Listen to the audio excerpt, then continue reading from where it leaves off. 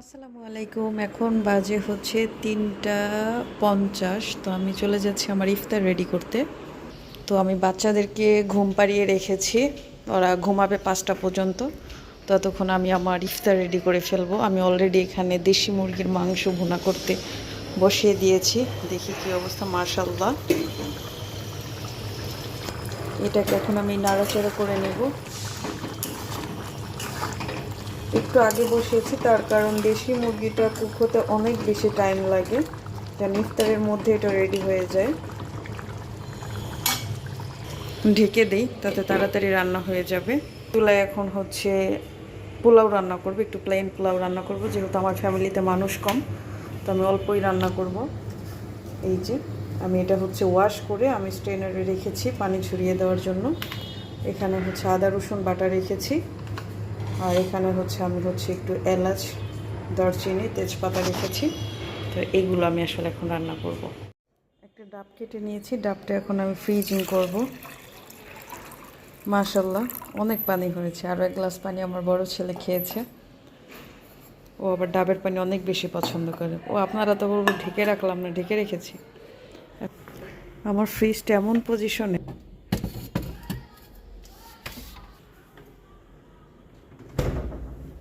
চলেন মাংসটা একটু নাড়াচাড়া করি, দেখি কী অবস্থা।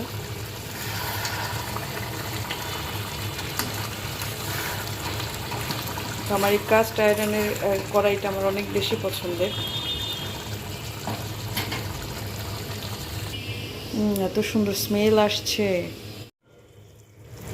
এর মধ্যে আমার মাংস কষানো অলমোস্ট ডান, তেল উঠে গিয়েছে উপরে। আরও ভালো মতো এটাকে এখন কষায় নেব।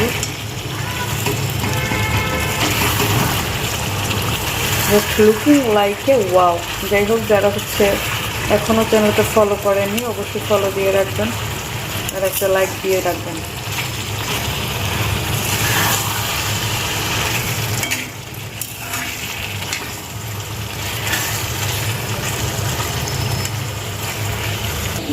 ও, এর মধ্যে আবার উনি উঠে গেছেন। উঠে গেছো? জি বলো।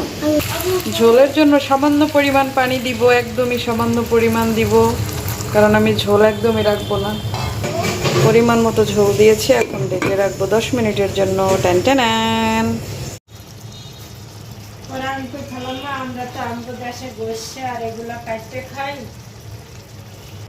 গরম পানি বসিয়েছি পোলাওয়ের জন্য।